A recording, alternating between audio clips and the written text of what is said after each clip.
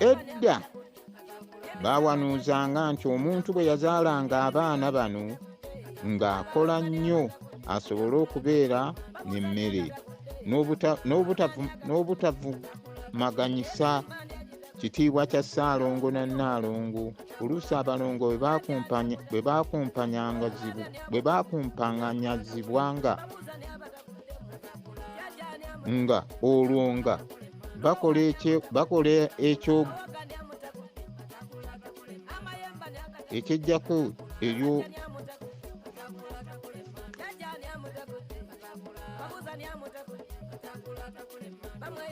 edda bawanuuzanga nti omuntu bwe yazaalanga abaana bano ng'akola nnyo asobole okubeera emmere n'obutavumaganyisibwa kitaabwe na Ssaalongo na Nnaalongo.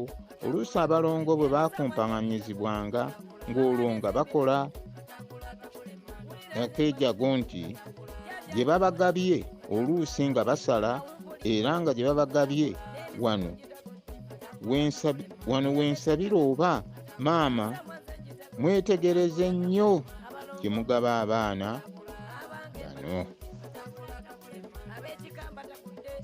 Ebenga yeeyo yennyini gye mwazaala abaana abo.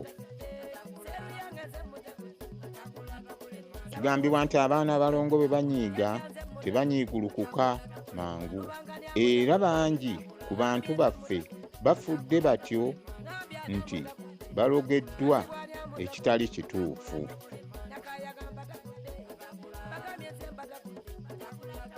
Ennaku zino eddiini bwe zajja abalongo babatwalanga abaana abalala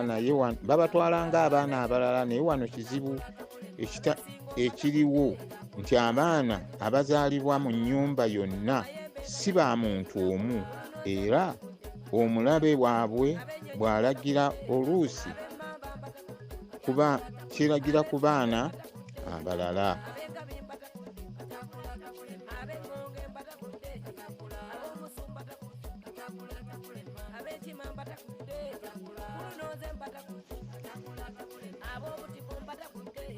Era abalongo bwe baabanga mu nnyumba olwo nga tewali kinaakolebwa mu nnyumba, gamba okwabya ennyimbe oba okwanjula wadde embaga okutuusa nga baaluddwa.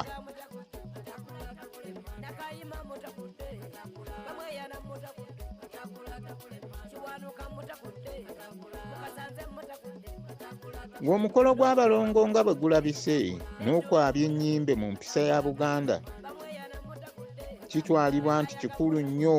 Omukolo gw'okwabya ennyimbe gubeera mu kuŋŋaanya, kubanga omuntu bw'afa abantu mu nnyumba babuna emiwabo, era kuno kwe kwava enjogera egamba nti olusala ekyayi lulekera munyeera